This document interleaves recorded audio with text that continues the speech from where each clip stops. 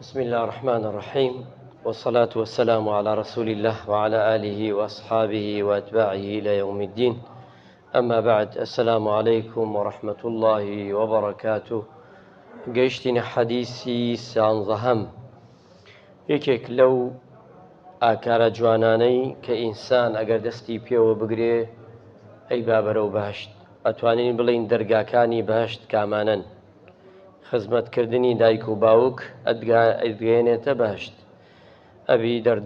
عن أبي درداء رضي الله عنه قال قال رسول الله صلى الله عليه وسلم: الوالد أوسط أبواب الجنة. واتا باوک و دایک کەچین باشترین و نێزێکترین دەرگان بۆ بەهەشت. ئینسان ئەگەر دایک و باوکی لێ ڕازی بێ، ئەوە تەئکیدی لێبێ، موژدەی لێبێ، ئەو مرۆڤە ئەو ئینسانە بەهەشتیە، خوای گەورەی خاتە بەهەشتەوە. چونکە ڕازیبوونی خوا پەیوەستە بە ڕازیبوون بە دایک و باوک. تەبعاً لە چاکەدا، یعنی باوک و دایک ئەمر بکا بە چاکە ئەبێ گوێڕایەڵی بی.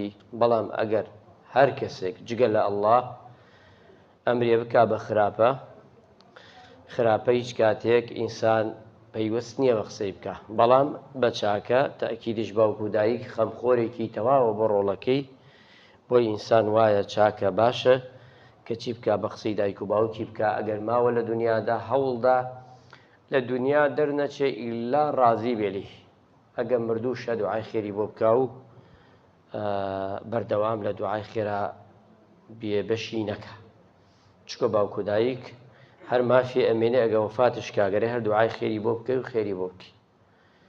ئەچینە حەدیسی 14هەم، گرنگی زمانگرتنەوە. واتە ئینسانی مسلمان، ئینسانی بڕوادار ئەبێ ئاگای لە زمانی بێ. عن أبي عمر رضي الله عنه قال قال رسول الله صلى الله عليه وسلم: من صمت نجح. هەر کەسێ بێدەنگ بێ لە هەندێک حاڵەتا، واتا بێدەنگی هەڵبژێرێ، ئەو کاتە چێ بێ؟ ئەوە سەرفراز بووە، نەجاتی بووە. زۆر جار سێرەکەی لە شوێنێکای، هەرچی کاتێ قسەی چاکت بوو باشت بوو بیکە، ئەگە خراپەت بوو یعنی چاک نەبوو مەیکە. چونکە پێغەمبەری خوا فەرمی عەلەیهی سەڵات وسەلام: من كان يؤمن بالله واليوم الآخر فليقل خيرا أو ليصمت. یان قسەی چاکە بکە یان بێدەنگ بە. بەعدەجار های لە شوێنێکە لەوەی قسە خراپ چاکەکەش بکەی، مجتەمەعەکە تێ نەگالێت. چونکە شەرت نییە هەموو مرۆڤێک، هەموو کەسێک، هەموو کۆڕێک تێبگە لە قسە چاکەکەی تۆ. بەعدەجار سێرەکەی قسەیەکەکەی چاکە باشە، بەڵام لە مەجلیسەکە سێرەکەی لە کۆڕێکا مەجلیسێک قسەی غەڵەت لە تۆ دەکەین. ئەوە دڵگران مەبە، لەوەیە جارێ ئەو خەڵکە لە نیەتی تۆ تێنەگێ. چونکە قسە زۆر گرنگە. قسەکە زانیت ئیسفادە هەیە بیکە، بەڵام زانیت ئیسفادەی نییە مەیکە. ئیسا قسە هەیە، ئیسا من حەدیسەی لێرا باسی بکەم لەوێ نەگونجێ، بەڵام لەوێ 2 ساڵتر بیکەم بگونجێ. ئاوایە پێغەمبەری خوا صلی الله علیه وسلم کاتێ دینی وەرگرت هەمووی نەداوە خەڵک، خۆ وەحی لای بوو، لە هەموو شوێنەکە کاتی خۆی قسەی خۆیە کرد بۆی خەڵکی لەو کاتا وەری بگرن.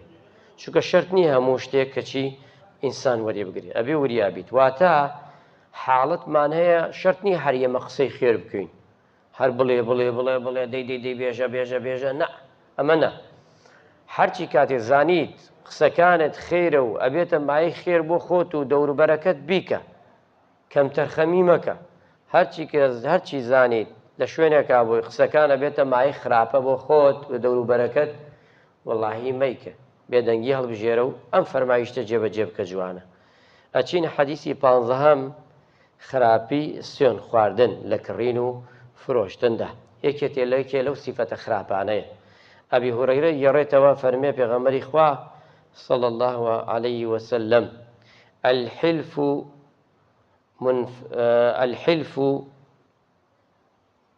دیارە ئەمە هەڵە نووسراوە منفقة للسعر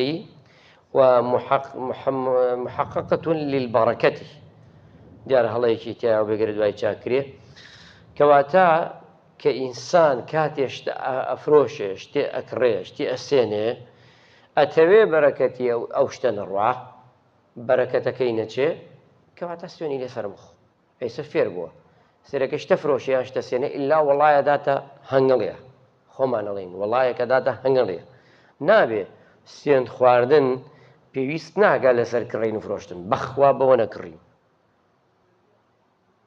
والله وبالله وتلا بەوە نەکڕیمە ئەو فڵان کەسە ئەو شتێ سێ سوێنترەدا پێە پێویست ناکە ئەم حەمکە سوێنە کە چی بکەی کە بڵێیتەوە چونکە ئەتەوێ بێتە زیادی یعنی زیادی فرۆشتنت بەرەکەتی تیابێ مەهێ لە فرە سوێن بخۆی تایە مەهێ لە سوێنی تیا بخۆی چونکە بەرەکەتی تیابێ حەدیثی 16 و کۆتایی چووکە 4 باسەکەین دوێشە و باسمان نەکرد گرنگی پاڕانەوە واتە گەورەی دوعاکردن عن ابن عباس رضي الله عنه قال رسول الله صلى الله عليه وسلم أفضل العبادة الدعاء باشترين جوركاني خواپەرستی دعاية دعاء ونزاع چونکە دعاء وتیانە زانایان هەندێ دعايە قەدەری خوا شەگەڕێتەوە قەدەری خوا ترکە نووسراوە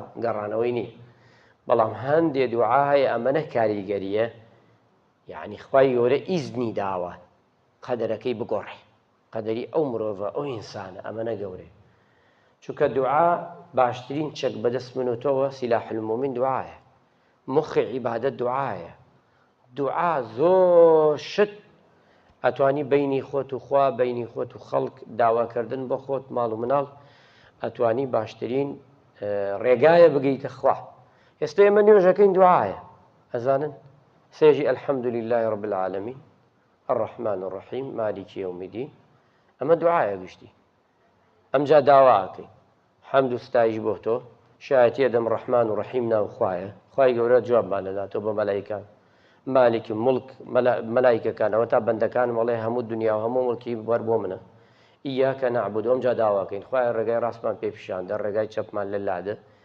اهدنا الصراط المستقيم ڕێگای ئەوانەی کەوا ڕازگۆرن پێغەمبەران و پیاوچاکان و شەهیدان صراط الذين أنعمت عليهم ئەوانەی کە نیعمەت ڕشاونە سەریان ئەمانەیە غير المغضوب عليهم ولا الضالين بەڵام غیری ئەوانە نەبێ کێیە یەهود و نەسارایە یعنی یەک پارچە دوعایە ئێمە نوێژەکەین دوعایە ڕوکوعەکەین دوعایە سوجودە دوعایە لە بینەکە دوعایە دوای دوعاکەین بەردەم دوعاکەین گشتی وایە کەواتە بەڵام تر شێوازی نوێژەکە وایە بەڵام گرنگ ئەوەیە کەواتە گەورەترین عیبادەت چییە دوعایە قەت دوعا مەیە لە ڕۆژێ بچێ بەسەر تاو دوعانەکەی خۆت بەکەم تەرخەم بزانە ها ئێستا ئێمە عیبادەت دەکەین سێ ڕەحمەت ێوارێ ئەوەتە بەنا ئیگرێتەوە خوای گەورە ئیدا ها ئێستا گشتمان بەخوا و زولوفەکە وایە وایە ئاها خوای گیان عەکسە ها مرۆڤەکان ئەی بارانێژە ترستان نەبێ ئەمساڵ خەلە و خەرمان زۆرە هیچ ترسان نەبێ ئاوایە خوای پەروەردگار